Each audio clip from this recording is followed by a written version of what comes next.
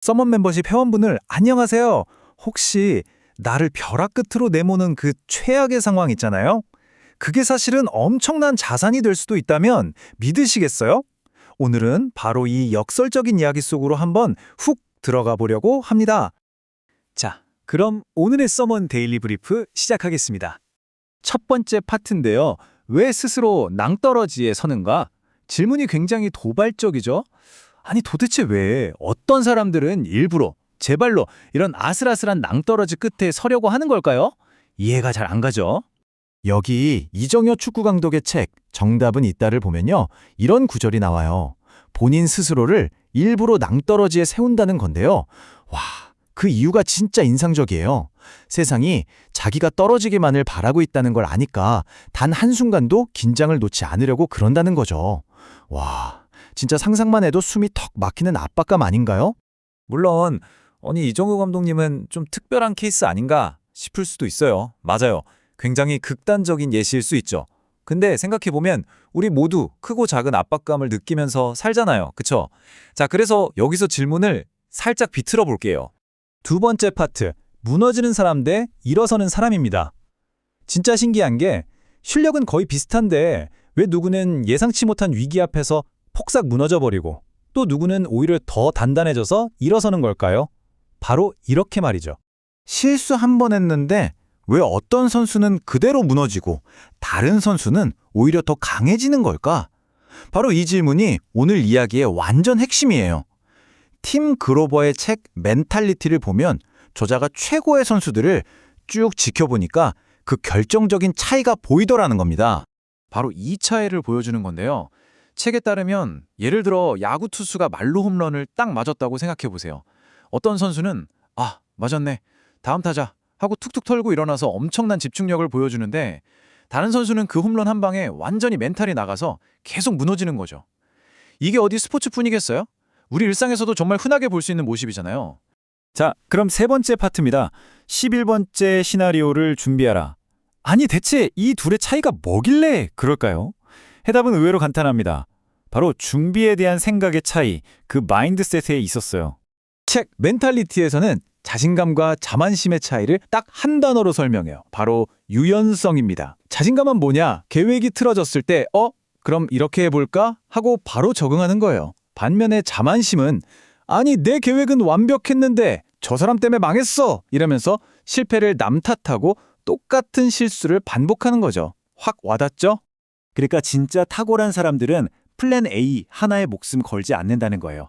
대신에 일어날 수 있는 모든 변수를 생각해서 플랜 B, C, D 여러 갈래의 길을 미리 다 만들어두는 거죠. 팀 그로버가 지시하는 구체적인 방법이 바로 이 10+1 준비법인데요. 되게 간단해요. 첫째, 일어날 만한 시나리오 10개를 짜보는 거예요. 둘째, 그 안에서 생길 수 있는 모든 변수에 대한 대응책을 마련하고요. 그리고 진짜 중요한 마지막 셋째, 내가 상상조차 못했던 11번째 시나리오가 짠! 하고 나타나도 멘탈이 깨지지 않도록 마음의 준비까지 끝내놓는 겁니다. 바로 이게 위기 옆에서 강해지는 사람들의 비밀이었던 거죠. 자, 근데 여기서 진짜 재밌는 반전이 하나 있어요. 이게 단순히 개인의 멘탈 관리법에서 끝나는 게 아니더라고요. 이 전략이 확장되면요, 한 기업의 정체성, 그 회사의 스토리를 만드는 핵심 전략이 될 수도 있습니다. 갑자기 스케일이 확 커지죠. 네 번째 파트, 위기가 어떻게 자산이 되는가? 바로 우리나라 기업 유한양행의 이야기입니다. 유한양행은 창업자가 겪었던 그 숱한 위기들을 어떻게 지금의 아주 귀중한 자산으로 탈바꿈시켰을까요? 한 조선비즈 기사를 보니까요. 유한양행 창업자이신 유일한 박사의 삶은 정말이지 위기와 도전 그 자체였더라고요. 한번 보세요. 9살에 혼자 미국 유학을 가고 독립운동을 하고 심지어 2차 세계대전 때는 미군 비밀작전에 참여하기까지. 와, 정말 한 사람의 인생이라고 믿기 힘들 정도로 개인적인 위기 그리고 국가적인 위기의 연속이었죠. 자, 그럼 이런 질문이 생기죠. 그래서 그 거의 100년 전의 극적인 이야기가 지금 우리랑 무슨 상관인데 유한양행은 바로 이 오래된 이야기를 정말 똑똑하게 아주 현대적인 방식으로 활용하고 있습니다. 기사에 따르면 유한양행은 원소스 멀티유즈라는 전략을 쓰고 있어요. 이게 뭐냐면 창업자의 삶이라는 하나의 원천 스토리, 즉 소스를 가지고 요즘 세대가 좋아하는 웹툰이나 뮤지컬 같은 다양한 컨텐츠로 계속 재창조하는 멀티유즈를 하는 거예요.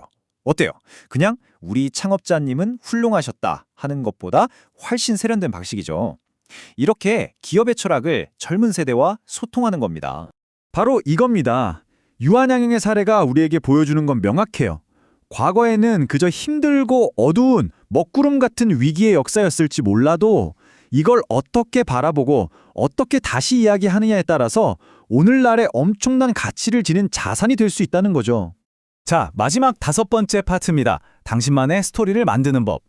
그럼 이제 이 모든 이야기를 모아서 우리 서먼 멤버십 회원분들 한 분 한 분의 이야기로 한번 가져와 볼게요. 스티브 잡스가 이런 말을 했어요.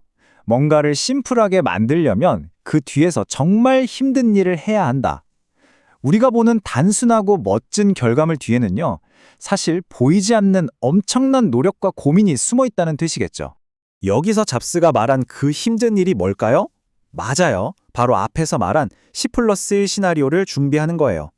머릿속으로 온갖 복잡한 길들을 미리 다 헤매보는 거죠. 그렇게 해놔야 진짜 위기가 딱 닥쳤을 때 생각할 겨를도 없이 몸이 먼저 본능적으로 최선의 길을 찾아갈 수 있는 겁니다. 결국 혼란스럽고 정신없이 바쁜 상황에서도 내 멘탈을 딱 지키는 방법은요, 그런 상황을 미리 시뮬레이션해보고 이럴 땐 이렇게, 저럴 땐 저렇게 대응하는 연습과 실험을 계속해보는 거예요. 그래야만 진짜 위기 상황에서도 더 나은 선택을 할 수 있게 되고 바로 그 경험들이 쌓여서 나만의 스토리, 나만의 지적 자산이 되는 거거든요.